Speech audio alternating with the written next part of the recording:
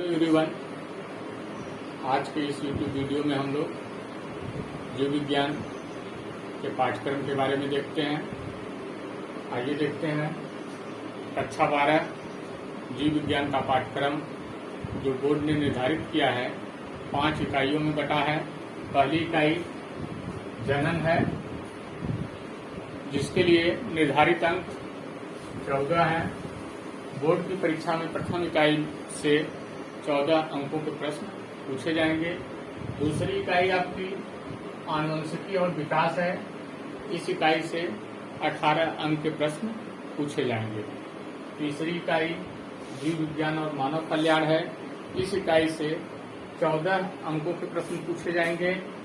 चौथी इकाई जैव प्रौद्योगिकी एवं उसके अनुप्रयोग है। इससे 10 अंक का प्रश्न परीक्षा में पूछा जाएगा। और पांचवी इकाई आपकी पारिस्थितिकी एवं पर्यावरण है।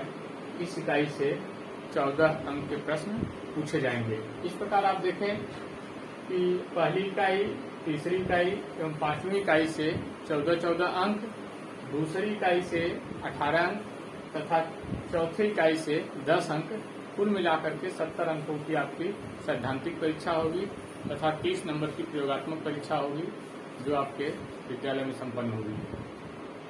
तो आप लोग शुरू कर दें। आइए हम लोग चलते हैं। पहली इकाई जनन के बारे में पढ़ते हैं। प्रथम इकाई में आप देख रहे हैं कुल 4 अध्याय हैं। प्रथम अध्याय जीवों में जनन, रिप्रोडक्शन इन ऑर्गेनिज्म। दूसरा है पुष्पी पादपों में लैंगिक जनन, sexual reproduction in flowering plants. तीसरा है मानव जनन तथा चौथा है जनन एवं स्वास्थ्य। पिछले साल कोविड-19 के कारण पहला अध्याय जीवों में जनन पाठ्यक्रम से हटा दिया गया है और इस बार भी पूरी संभावना है कि यह पाठ्यक्रम से हट जाएगा। नहीं हटेगा तो इसको बाद में पढ़ा देंगे। फिलहाल अभी हम लोग पढ़ना शुरू करेंगे पुष्पी पादपों में लैंगिक जनन। तो पुष्पी पादपों में लैंगिक जनन कैसे होता है, अब हम इसके बारे में ये हम लोग देखते हैं। अब पुष्पी पौधों में लैंगिक जनन वाले अध्याय को।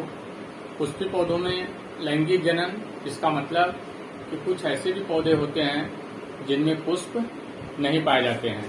पुष्पी पौधों में लैंगिक जनन पढ़ना है हम लोगों को। इसका मतलब टॉपिक से ये समझ में आ रहा है कि कुछ ऐसे भी पौधे होते हैं जिनमें पुष्प नहीं होते हैं। तो पिछली कक्षा में आप जब लोग 11 में थे तो आप लोग वर्गीकरण के दौरान हमने बताया था कि पादपों की 2 श्रेणियां हैं, एक क्रिप्टोगैम्स, दूसरा फेंड्रोगैम्स। क्रिप्टोगैम्स में ऐसे पौधों को रखा गया है जिनमें पुष्प नहीं पाए जाते हैं। Algae, fungi, bryophyte, pteridophytes. इन पौधों में पुष्प नहीं होते हैं। इनमें कैसे जनन होता है इसके विषय में हम लोग कक्षा 11 में पढ़ चुके हैं। अब हम लोग 12 में पुष्पी पौधों में जिनमें पुष्प लगते हैं, विशेष करके उन पौधों में कैसे लैंगिक जनन होता है उसमें पढ़ेंगे, उनके बारे में पढ़ेंगे। पुष्पी पौधों में आप जानते हैं लैंगिक जनन जो होते हैं वो पुष्प में पाए जाते हैं। पुष्प क्या होता है? पुष्प एक रूपांतरित प्ररोह है जिसमें 4 नोड तथा 3 इंटरनोड पाए जाते हैं। पहला जो चक्र होता है पुष्प का, जिसे वाह्य दल पुंज कहते हैं, इसकी इकाई को वाह्य दल या सीपल कहा जाता है। पुष्प का दूसरा जो चक्र होता है उसे दल पुंज और उसकी इकाई को कहते हैं दल। जो रंग बिरंगी पंखुड़ियां होती हैं, एक पंखुड़ी को हम दल कहेंगे और सभी एक पुष्प में पाए जाने वाले दल के समूह को दल पुंज कहा जाता है। पुष्प का तीसरा चक्र महत्वपूर्ण चक्र है जिसको पुंकेसर कहते हैं और इसके समूह को पुमंग कहा जाता है। पुष्प का तीसरा चक्र पुमंग कहलाता है और उसकी इकाई को हम पुंकेसर कहते हैं। पुंकेसर पुष्प का नर जनन अंग कहलाता है।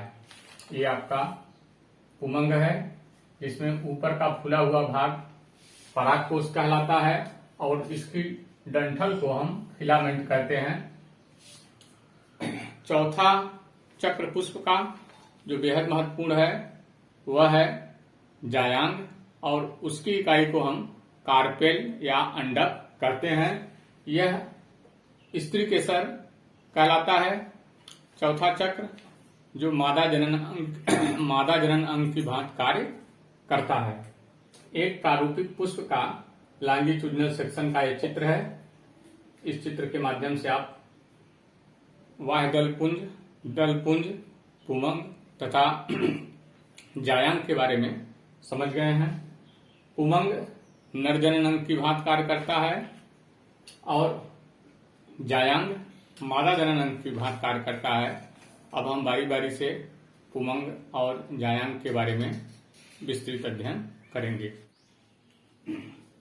आइए अब हम देखते हैं पुमंग के बारे में। जैसा कि अभी हमने आपको बताया, पुमंग पुष्प का तीसरा चक्र है और इसकी इकाई को पुंकेसर कहते हैं। पुंकेसर नर जनन अंग कहलाता है। एक सामान्य पुंकेसर का हम चित्र देखें तो उसमें दो मुख्य भाग होते हैं। एक ऊपर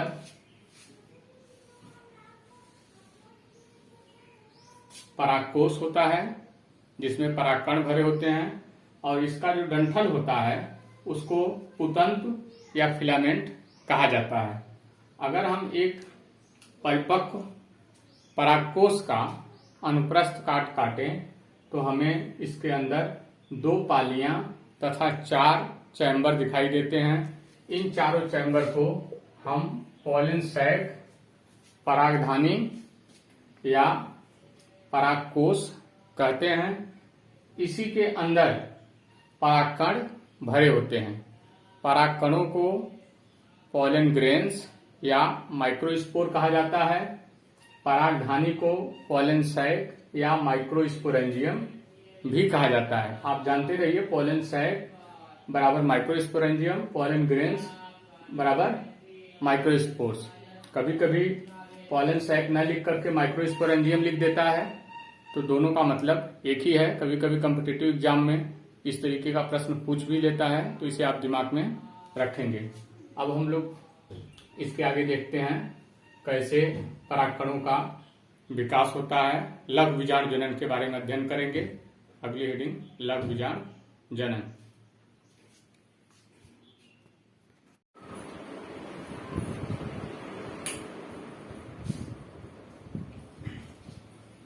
नेक्स्ट हेडिंग जो हमारे पाठ्यक्रम में है वो है लघु बीजाणु जनन, माइक्रोस्पोरोजेनेसिस। लघु बीजाणु जनन किसे कहते हैं? परागकोश में परागकणों के विकास को ही लघु बीजाणु जनन कहा जाता है। अगर हम तरुण अवस्था से लेकर के परिपक्व होने तक परागकोश का अनुप्रस्थ काट काट करके अध्ययन करें तो हमें कुछ इस तरीके का चित्र दिखाई देता है। तरुण अवस्था में जब हम परागकोश का अनुप्रस्थ काट काटते हैं तो एपिडर्मिस के नीचे जो हाइपोडर्मल सेल होती है, चारों कोनों पर एक सेल अन्य सभी कोशिकाओं से बड़ी हो जाती है, उसका केंद्रक भी बड़ा हो जाता है, जो द्रव्य गाढ़ा हो जाता है।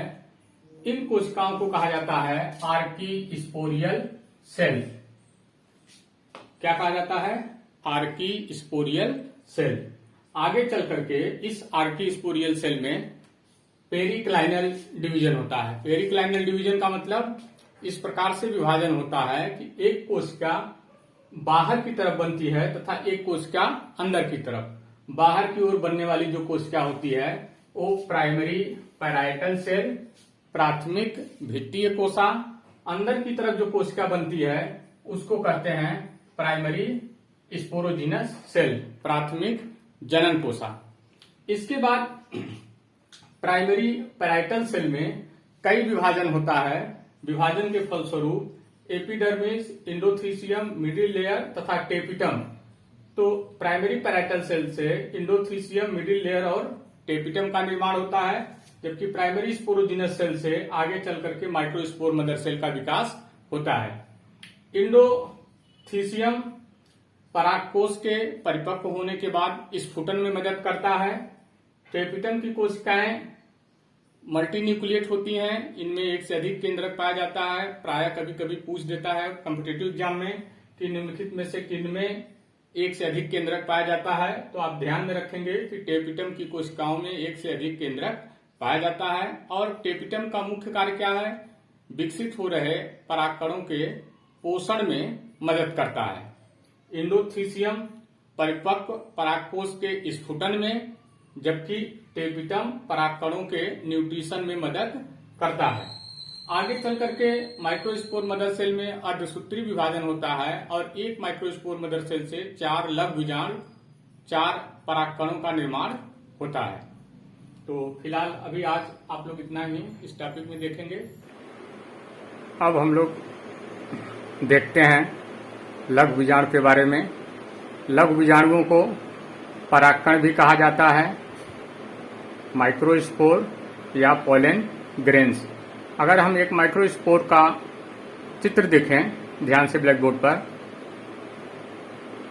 माइक्रोस्पोर में 2 भित्ति होती है। बाहर की भित्ति खुरदुरी होती है जिसको एक्जाइन कहते हैं। यह स्पोरोपोलेनिन नामक वसीय पदार्थ की बनी होती है। कहीं कहीं पर कुछ स्थान पर बाह्य भित्ति नहीं होती है, उन स्थानों को जर्मपोर कहते हैं। और आंतरिक भित्ति जो होती है वह चिकनी होती है, स्मूथ होती है, पेक्टोसेलुलोज की बनी होती है। पेक्टोसेलुलोज मतलब पेक्टिन और सेलुलोज की। अंदर की तरफ एक अगुणित केंद्रक होता है तथा द्युद्रव्य होता है। और यह अगुणित केंद्रक परागकण के परिपक्व होने पर विभाजित होकर के 2 केंद्रक तथा 2 कोशिकाएं बना लेता है। एक कोशिका कायिक कोशिका कहलाती है जो बड़ी होती है और दूसरी कोशिका जनन कोशा कहलाती है। आगे चल करके जनन कोशा का केंद्रक विभाजित होकर के 2 केंद्रक बनाता है। दोनों केंद्रक के चारों तरफ द्युद्रव्य एकत्रित हो जाने से ये दोनों नर युग्मक की भांति व्यवहार करने लगते हैं और जो कायिक कोशिका का केंद्रक होता है आगे चल करके वह नष्ट हो जाता है। इस प्रकार से एक परागकण से कैसे नर युग्मकोद्भिद का विकास होता है आप समझ गए होंगे।